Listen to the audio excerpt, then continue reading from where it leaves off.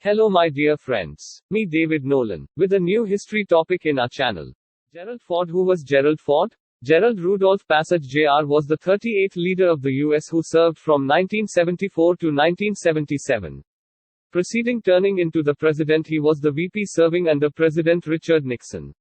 He turned into the president following Nixon's acquiescence in 1974 after examinations concerning Nixon's contribution in the Watergate outrage.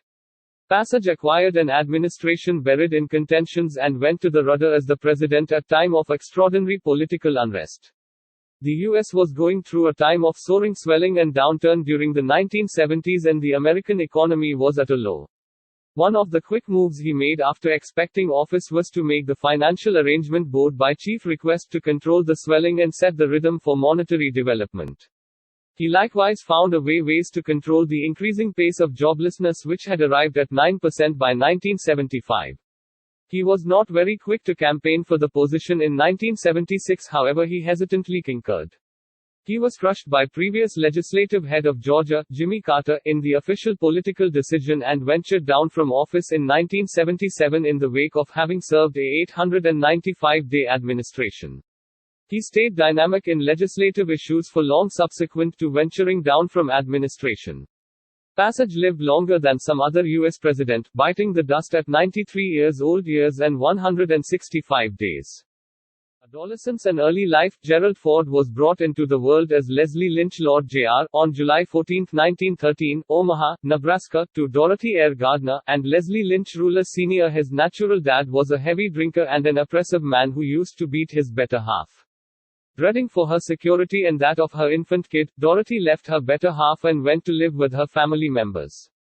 Dorothy later wedded a sales rep named Gerald Rudolph Passage, who embraced her child and gave him his name. This marriage delivered 3 additional children. Gerald's progression father was an incredible individual, and Gerald got a caring childhood alongside his more youthful relatives. He grew up to be an athletic little fellow and was the chief of his football crew while going to the fantastic Rapids South Secondary School. He was additionally chosen to the All-City group of the excellent Rapids City Association. He went to the College of Michigan, where he kept playing football. An adaptable player, he played focus, linebacker and long snapper for the school's football crew. He graduated in 1935 with a 4-year certification in liberal arts degree in financial matters. In resentment of being an incredible football player, he chose to seek after a lawful profession rather than a wearing one. He enlisted at the Yale Graduate School in 1938 and graduated in 1941 with a LLB degree and was conceded to the Michigan bar presently. Profession. Gerald Pottage collaborated with a companion to open a law practice in May 1941. Be that as it may, the Second Great War, which had started in 1939, was strengthening, and Pottage enrolled in the naval force to serve his country. He served in the South Pacific and was elevated to lieutenant junior grade in June 1942 and to lieutenant in WAC 1943. From April 1945 to January 1946, he was on the staff of the Maritime Save Preparing Order, Maritime Air Station, Glenview, Illinois as the staff physical and military preparing official, and was elevated to lieutenant administrator in October 1945. He left the Maritime Save in June 1946. He had been keen on legislative issues for a long while presently and won his first elective office as a conservative representative from Michigan in 1948. He held the legislative locale seat from 1949 to 1973, and generally managed issues on international strategy, the military, spending, the space program and the Warren Commission throughout his 25 extended vocation. In 1973, VP Spiro Agnew went under examination for criminal accusations of tax avoidance and tax evasion documented against him. Shamed, he left his situation on October 10, 1973.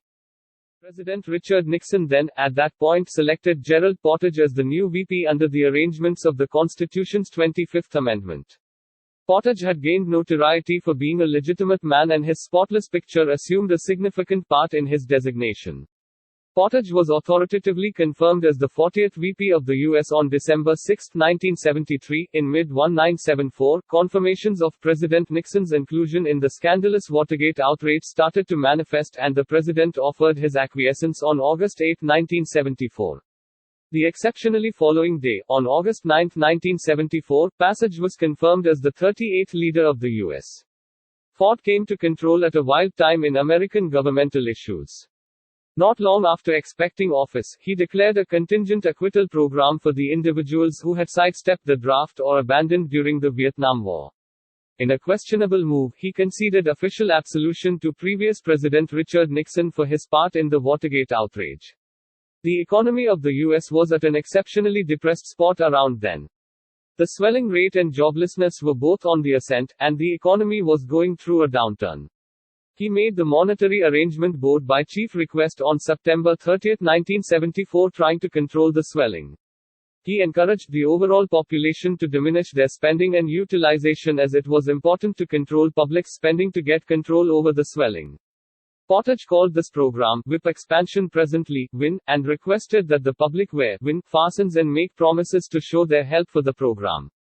As the 1976 official political race drew nearer, Passage was not very enthused about campaigning for the position.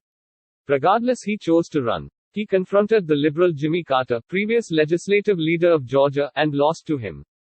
Gerald Passage ventured down as the president on January 20, 1977, following a 895-day administration, which stays the most brief term of all presidents who didn't pass on in office. He remained moderately dynamic in legislative issues for a significant stretch from that point. Significant works. As president, Gerald Ford made the Financial Strategy Board to manage the problematic monetary circumstance. He approached the American public to lessen their spending to get control over the expansion.